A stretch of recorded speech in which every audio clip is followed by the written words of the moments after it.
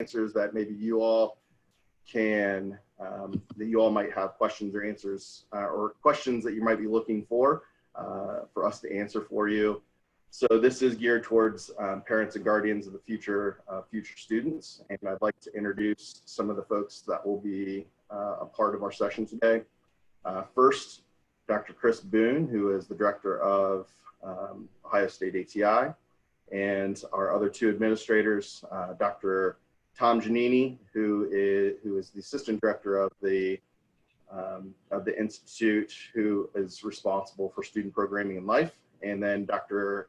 Carrie Gerber, who oversees our academic affairs office here at Ohio State ATI. I should also mention that Elizabeth Helterbrand will be joining us as well. She is one of our admissions counselors, and she'll be kind of keeping us on track here as well. So again, any of you who have questions, this is really all about you. We want to make sure that your questions are answered as best as we can answer them, and we'll go through kind of an agenda for the day. We will also keep it open after we are done kind of with our part, and make sure that you all have an opportunity to ask questions of us as well. So with that said, we're going to go ahead and get started, and let me go ahead and go through what we're looking to cover today. First and foremost, we want to provide you with a little bit of an idea of what our commitment is to your students, and we want to make sure that we are providing the best services possible. Our philosophy here at Ohio State ATI is students first. So that is what we take into consideration when decisions are being made as we go along. So again, if you have questions throughout, feel free to type in your question in the chat. In addition to that, we want to provide you with an update with regards to where we are or where the university is with the COVID-19 response. We are also going to talk a little bit about the success support that we are able to offer students as they go along. We'll provide a little bit of an orientation update as well, a timeline for enrollment for those of you who might have questions about what kind of timeline we'd be looking at for students to be able to enroll. And then again, we'll be opening it up for a question and answer session. So that said, I'm going to turn it over to Dr. Boone, who will address you all as well with regards to what we're looking at. Before she gets started, for those of you who are not as familiar with our college or our campus, we are part of the College of Food, Agricultural, and Environmental Sciences at The Ohio State University. We look at ourselves as one college with two different locations, one in Columbus and one in Worcester. So we do work together and make decisions together for the best interest of the students within our college. And again, I'm going to turn it over to Dr. Boone to talk to you about some of that commitment as well. Dr. Boone. Thank you, Dave. Well, thank you all for participating today. We're really glad that you're able to join us. Dave mentioned that our college has the two locations, and I just want to mention also that the majority of our first year students in the college experience Worcester, and it's a preferred campus most of the time. So we're really excited to see those new first year students. I also want to give my just thanks and praise you all for supporting your students through this difficult time. Many of them had to forego many of those spring events that we all look forward to. When I started thinking about this webinar, I kind of thought about what I would want to know as a parent, because I have a daughter who is a third-year student at Kansas State University, and I'm so happy that she has had the wonderful learning opportunities that she's had. And I know her disappointment at not having some of those spring events was really, really tough. And so I just want to tell you how much I appreciate what all you have been working through as well.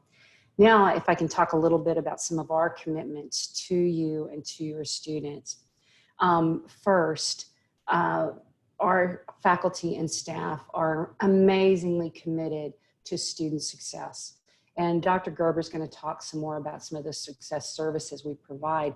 But I just want to tell you how much that impressed me. I came here about 3 years ago, and one of the things that really drew me to Ohio State ATI was that tremendous commitment of faculty and staff to student success. So their students' education is so important to us. And keeping them in this great learning environment is also very important to us. And because we are part of this tremendous university and this tremendous college, there are some things that we can provide to students that might be a little different than some other institutions. We are also committed to providing a safe learning environment for your students and for our faculty and staff. And this predates our current situation. When we have found situations, whether it was facilities or a learning experience or even, you know, some of the student life programming things where we felt like students weren't necessarily protecting themselves as well as they could, or they were in a situation where we wanted to make sure the safety was improved, then we have taken action. And we will continue to do that. One of the things I know a lot of people are wondering about is what does autumn term look like? And, you know, we're trying to figure that out. And we're going to have guidance from the CDC, from the university, from all sorts of important folks giving us those kinds of ideas about what we're gonna have. So as we follow those guidelines, we will carry forward that commitment to your student safety and making sure that we've got appropriate distancing and things like that. One of the nice things about the Worcester campus is we've got space. So we typically think about just teaching in our Halterman Hall or SCO, or maybe one of the classrooms out at one of the farms. But we have other space on campus as well, including a very large auditorium. We have other teaching space on campus as well, and we can access those spaces, making that a little bit easier for our students and our faculty and staff. So we will be maintaining those types of things. As we look at fall term, we're also thinking about what is the timing of certain things? What is the timing of different experiential learning opportunities that we can have? Experiential learning is very important to ATI. It was one of the founding principles. We have experiential learning in the chemistry classes. We have experiential learning in the dairy courses. We have it in the horticultural areas. That experiential learning is really important and it's embedded.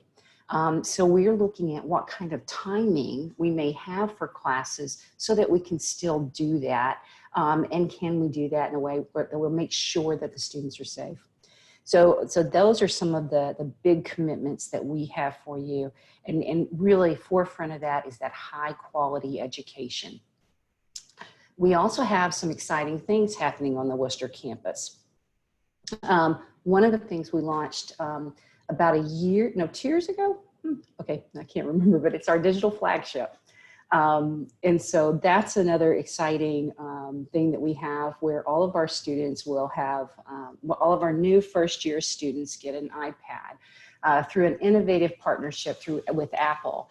And they have some other resources they get to access with that, including a mobile lab and even a certificate, a programming certificate that they can access for free. It's a great innovation. It's really helped us step up our work as our teaching faculty and staff have to be able to access the opportunities that provides. Another program that I think I'm very proud of with the university is the Buckeye Opportunity Program. And so Ohio State makes a commitment to our students that your tuition will be the same from year 1 all the way through year 4 if you choose to continue through the 4th year. And certainly for those 2 years for those associate applied science degree students. The other thing that we have made a commitment to is that for students who are Pell eligible, they are able to access the Buckeye Opportunity Program, which makes up the difference from the Pell for the remainder of the tuition. for those 4 years as long as they stay in good standing. So those are some innovation that I've seen at the university level that I think is really important, and I really do appreciate. Another thing very locally for our Worcester campus is a couple of new facilities. So we're very pleased about some investments we've been making on the Worcester campus. And I live here in Worcester, and so I get to go, I drive up and look at the progress on it every now and then. We have a new science building that's being constructed right now, and they're making tremendous progress on it. So it will be open for occupancy sometime in the fall semester, and we will be teaching in it in the spring semester. So it's really great to see that. It will be housing our chemistry classes, our chemistry labs, and our teaching faculty and staff. This is the first building on our campus where we will have teaching and research faculty and staff, along with graduate students and undergraduates all in one space, which is really exciting to see. So that's a big project, and we're really excited to see that being going up right before our eyes. We also have a new beef facility that's being constructed right now as well, and that's a beef housing facility, and it's located by our beef handling facility. So those will be able to work together very, very well. So we're really excited about some of those things that are coming up. I guess we should probably turn it over to Dr. Gerber now to talk some about those student services. Thank you, Dr. Boone. Whether we are going to be face-to-face, hybrid, or online, ATI and every person at ATI is going to approach this next semester as we do with everything else, and that is that students are going to be put first. We've always had that approach, and that's because, as Dr. Boone said, we are committed to student success. We have a couple of different areas in the academic success area, in the academic side for supporting our students. And the first one is student success services. And this is actually something that Dr. Giannini, who's going to be talking after me, oversees. This area has a variety of different specialties. So we have a disability service area, professional counseling, a Program Excel. Program Excel is a federal TRIO grant, which is going to provide additional tutoring and mentoring to students. In the academic side, which is the part that I oversee, there's a variety of areas. One is the Learning Lab. The Learning Lab is where students are met where they're at, meaning wherever they come in, the students are going to be mentored by peers that have gone through the same courses and are going to help them understand maybe what professors are saying, or sometimes, you know, I might say something one way, but my daughter interprets it another. So students talk students. So that's the best thing about the Learning Lab, is they're going to be peer students. One of the things to note is that these peer students are way ahead of the learning curve here when it came to moving to online. They were already using Zoom and FaceTime and Skype to do tutoring. So when we moved to the online environment, our Learning Lab and the peer tutors went right along with it. So that's a real wonderful thing to know, that we were able to support our students, and we will continue to support our students in every possible way when it comes to the tutoring at the Learning Lab. We're part of a collaborative effort for e-tutoring, which is through different universities across the US, where professors come together and tutor in their specialized areas. So for instance, if you have somebody that needs tutoring in physics, you could go to our e-learning collaborative and get assistance with physics. It might be something that maybe they weren't able to get in with the professor at the time here, and they needed assistance at 12 o'clock at night. They could go through the e-learning, e-tutoring collaborative. Our ATI library, they have gone in the online environment to a variety of different ways to reach students, from the chat boxes that are at the library website, to email, to Zoom, to Skype. So they've met with students to assist them with their research projects and writing their papers. And they would do that in the face-to-face environment also. We have a number of computer labs here at ATI. Now you might think, well, you have a computer lab, well, what happens if we're not on campus? One of the great things is we have the ability to utilize what Dr. Boone was talking about with those digital Flagship iPads. Those iPads can connect into our computer labs connect to a computer and use those individual programs that are on our computers. So our computer labs are still being used even in the virtual environment. So it's a great thing to know that we have we have a lot of licensed programs on these computers, and the students can still use them. So it's great that we have that capability. A couple of things that aren't listed on this slide: we do have a college success counselor who specializes in study skills, time management. She also does career services, and a transition counselor who meets with students who are wishing to pursue a bachelor's degree. So they want to go from ATI in Worcester to Columbus to finish up that degree. They'd meet with our transition counselor. Now, all of these groups listed on this slide, every single one of them, whether it's face-to-face, online, or hybrid, are going to be accessible to our students. And we are, again, dedicated to student success, and we will continue our efforts to make sure that our students succeed in any environment that we're on. Now, the next slide here, Dr. Boone's hit a couple of these areas, but one of the things that I want to stress is the digital flagship. So students, first-year students coming in are eligible for Apple iPads, and these iPads are going to be theirs as long as they graduate from Ohio State. These iPads are going to be used not only in, watching Netflix, we know that's the case, but also used in the classroom. We have a lot of professors that are using these iPads in a variety of ways in their classroom. So not only do the students use them, the faculty do. So we have a department in Columbus called the University Institute for Teaching and Learning, and they've developed some endorsements. So we have faculty members that are digital flagship educators that have gone to basically numbers of classes at in Columbus where they have figured out and learned to do things like student-centered course design and digital literacy. I mean, there's a variety of things that they've learned in the digital flagship educator cohorts. We have credentialing in teaching online. Several of our faculty have these credentials. So we're very happy in that our professors were so far ahead of the curve when we came to having to shift to online that most of them did not have any issues, which is a great thing to know. Those that needed some training, we jumped on training the day that we heard that we were going online. So we are very proactive, and I would venture to say that the Worcester campus probably acted faster than any of the OSU campuses, and our professors were working on getting their courses online the day that everything was announced. And they will continue to do so if we were to go online. Again, those types of things we don't have an answer to yet, but as soon as we do, we will continue to work in that way. Just one other tiny thing is we do have a resident instructional design specialist. So we will have professionally done courses if they are to be online.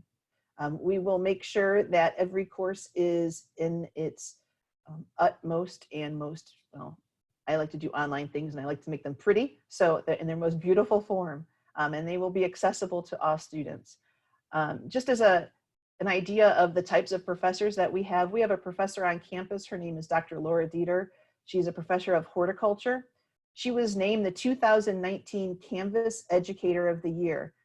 Canvas is our learning management system. That is what the students use online. So we have and this is not US, this is a world-renowned award for Dr. Laura Dieter. So this is the type of quality that you will have here at ATI. Whether we're online or face-to-face, again, we're here to help all the students, and we will do that in every possible way. And I know that many of you are wondering what's going to happen with orientation. So next up is Dr. Tom Giannini, who's going to be talking about orientation. Thank you, Carrie. Good afternoon, everybody. So we've had to make some changes to orientation. Typically we do a one-day face-to-face come visit campus and meet everybody type of orientation. But in this time of the pandemic, we've obviously had to change that, much like everything else has changed. So what we're looking at for orientation for this incoming class is actually a two-part online format. So a lot of orientation information will soon become available on our learning management system that Dr. Gerber just mentioned, the Canvas system, also known as Carmen Canvas, because we like to put our own Ohio State name on things. So your students will have to get used to a couple of different names for that. I typically go with Carmen Canvas because I try to get both in there so everybody knows. So anyway, we're going to roll out some orientation information to the students prior to their orientation date. And then on the day of their when they sign up for an orientation day, there are going to be online meetings and presentations that they'll be able to go to, and that'll be a great opportunity to get involved in some Q&A as well. So traditionally, orientation at Ohio State ATI starts with dates in June and then July and a date in August. We've decided to move the June dates to early July so that we can provide the latest information about how instruction will be offered on the Worcester campus come this fall. The university as a whole is still working through some of that, and we thought it best just to put things off for a few weeks rather than have an orientation and not have good solid answers. So some students have actually already signed up for June orientation dates, and they'll soon, very soon, be receiving instructions and a notification that they've been moved to orientation dates very early in July, and they also have the option of adjusting those to fit their schedule. But that notification will be coming out very soon. For everyone else who has yet to sign up for an orientation date, there are going to be 6 days available overall, 5 in July and 1 in very early August. They will fill it at some point, but we have enough days to get everybody in. So let's see. I think I've kind of covered everything I intended to here. Everything's going to be pretty much virtual for the summer, and it'll be a 2-part thing. And the only other thing is that once your students gain access to the orientation class on Carmen Canvas, you might want to ask them to allow you access, or to sit down with them actually and go through some of the material together.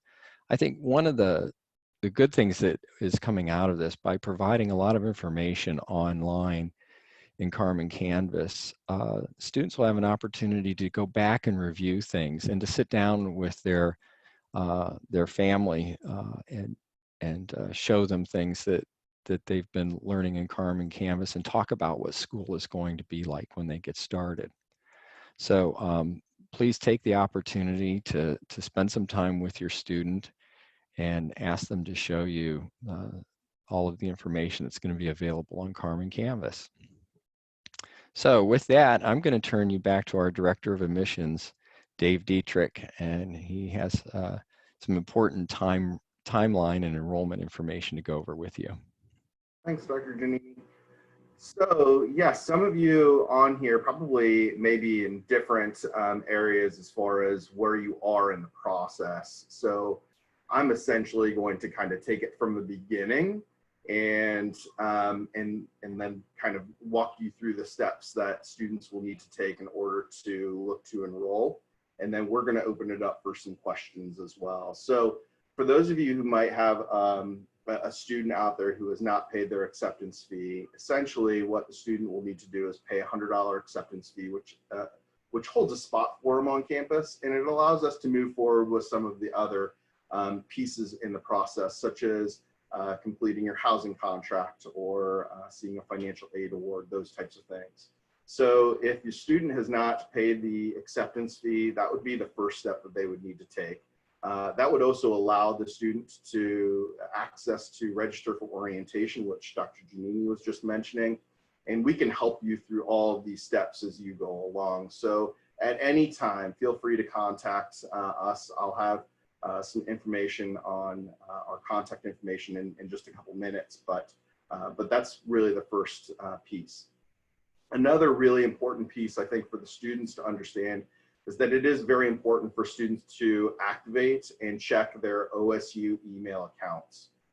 Essentially, all communication is from Ohio State is sent to students' email addresses. So as much as it's sometimes very painful for students to do some checking of their email, it is really critical for them to do it really very frequently if possible, because the registration link, for example, to orientation is sent to the Buckeye mail, or a student or if a student is looking for a financial aid award and they don't know that it's sitting out there for them, that is notified to them via their OSU email address. So it is very important for them to go ahead and check their email addresses, and then it will link them to their Buckeye link, which is essentially their to-do list, or an area where they can check a to-do list to actually go through and make sure that they are hitting all of the steps they need to hit in order to be able to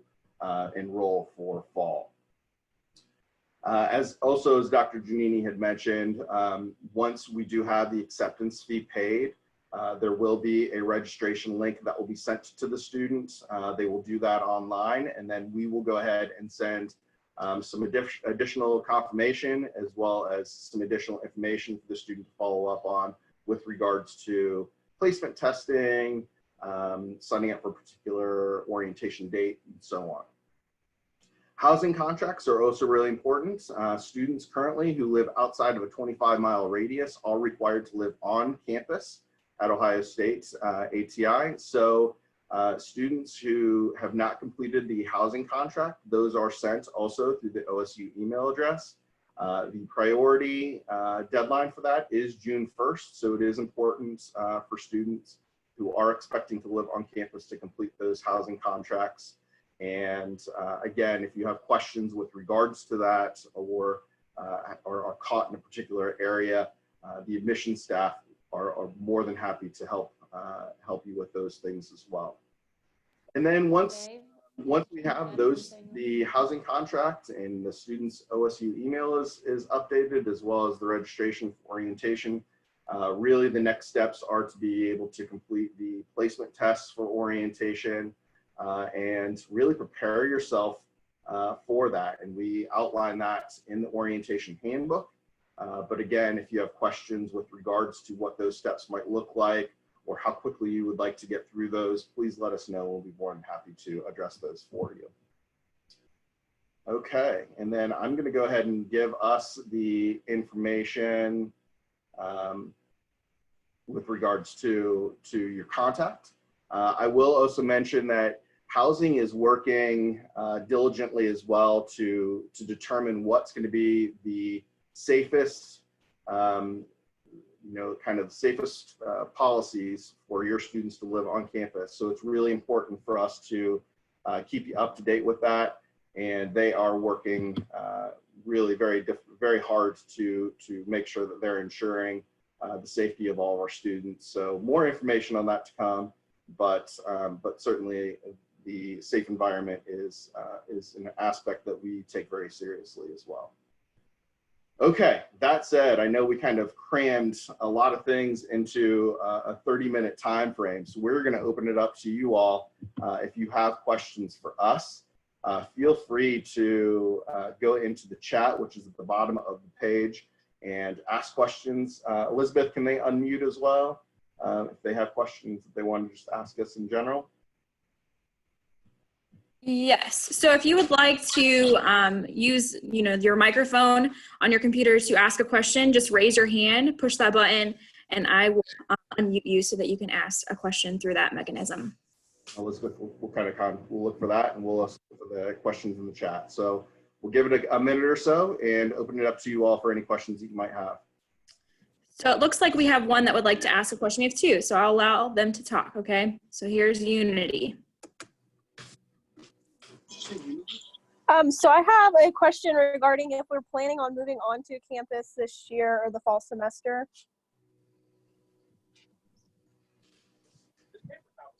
So you are, I'm sorry, go ahead and ask that again, Unity. You are going to be.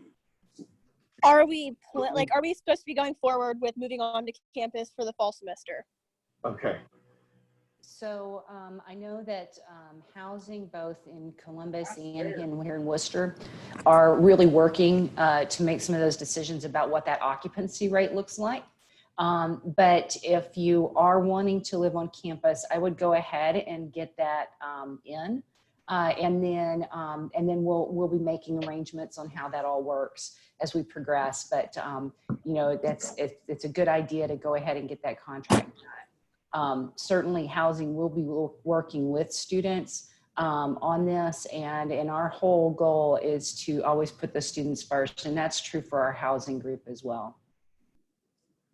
Okay, thank you. And then we also, so we did have a student ask about the $100 acceptance fee, and Carrie went ahead and answered that as well. So, okay, that was related to Academy. Does anybody else have any questions?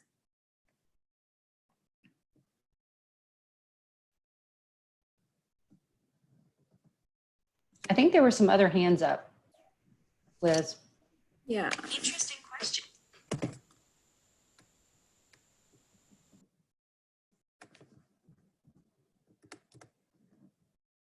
iPad distribution. Does anybody want to talk about that? There was a question. Carrie, that one's you, I think. Sure. So we are working right now to determine how we're going to move forward with iPad distribution. It'll be one of 3 scenarios. The first one will be students will be on campus and we would distribute the week that they start classes. The second would be students are on campus and we will distribute at move-in day. And the third would be we're going to send them to your homes. So it's all going to depend upon what the outcome and decisions of the university are on whether we are on campus or we're off campus. But we will get them to you. And then we also had a question come into the chat. When will the June orientation students get their July date?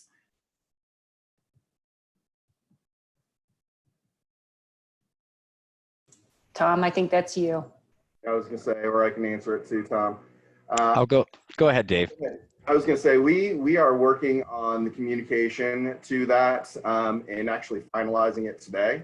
So we should be sending out an email to students who have registered for the June orientation, probably either today or tomorrow at the latest. So you should have some information with regards to that. But please know we're slotting those who are currently registered for June into the first 3 days in July.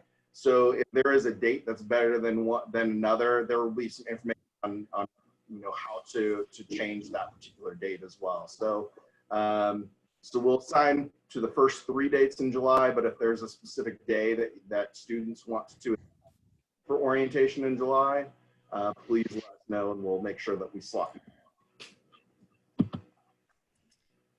And then one other question that we just had come into the chat, is the acceptance fee refundable if for some reason we choose not to attend? Unfortunately, as of now, there is no refund policy on the acceptance fees paid. That is a university decision that we don't have too much control over. However, if there is a student who is who does pay that and is looking to withdraw, you can contact the admissions office. We'll do what we can to help, but I can't guarantee that's going to be refundable.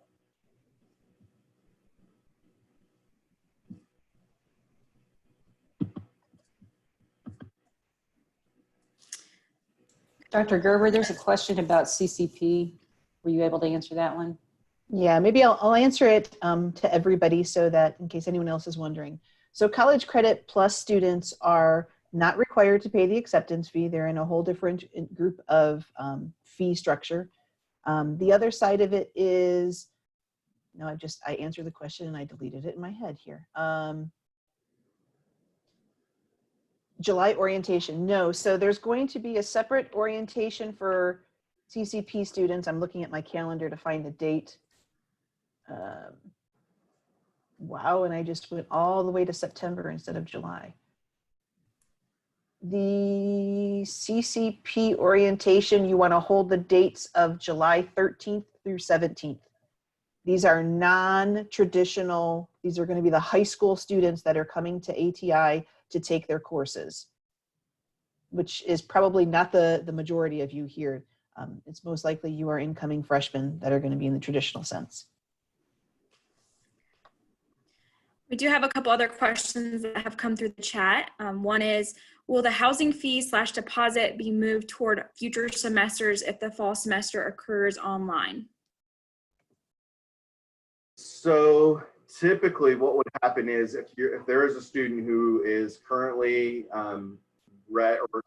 admitted for fall, we can change their application to spring, and that should carry with them those fees should carry with them until July, or excuse me, spring semester. So so hopefully that answers the question with regards to fall. As far as dining programs are concerned, is that refundable if schooling is online? I would assume that it will be. That's a university decision to make, but I can't imagine that they would be holding the payments for dining should we not be on campus. So my guess is yes, it will be refundable if school is online. And students who were in housing or had dining for the spring semester, post-spring break, how Student Life is refunding their money as well. So I'm sure that that policy would be kind of moved forward. Really good questions, though. What other questions do people have?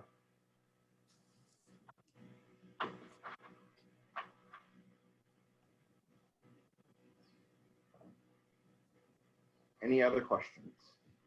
Give it a minute.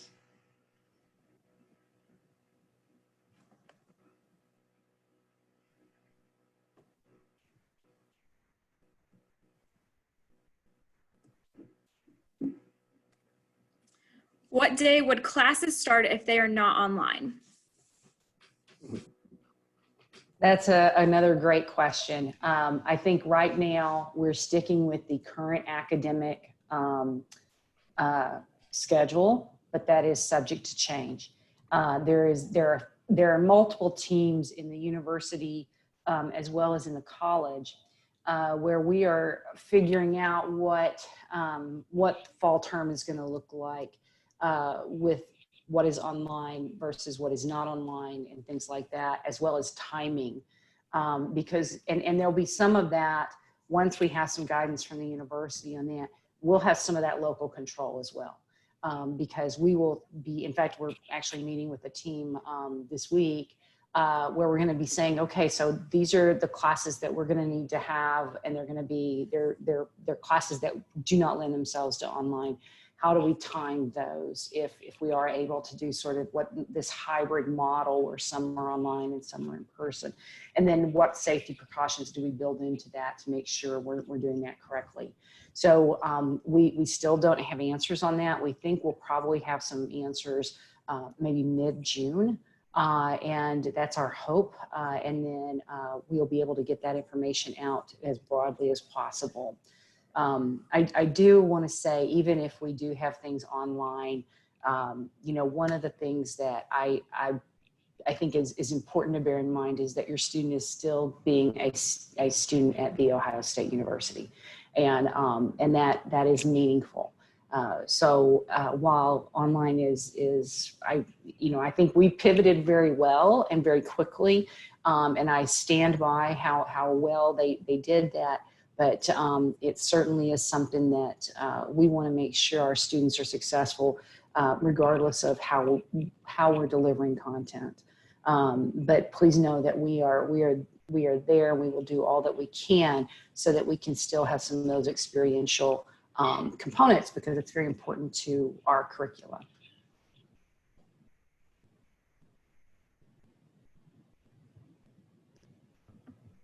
Good questions. Any other questions?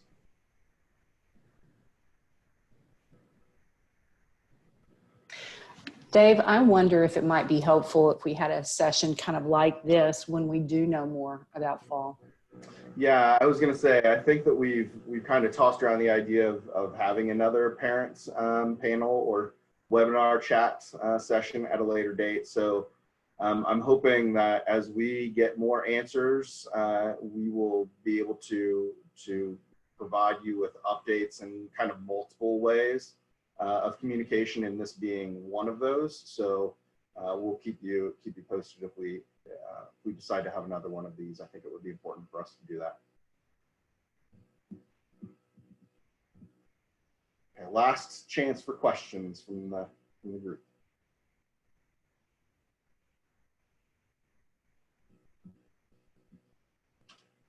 Okay. That being said, I want to thank all of our panelists. I hope this was useful to you all. If you do have questions, or if there are some other questions that we can answer for you, feel free to reach out to the admissions office. We will be more than happy to address any of those questions for you. We are here for you.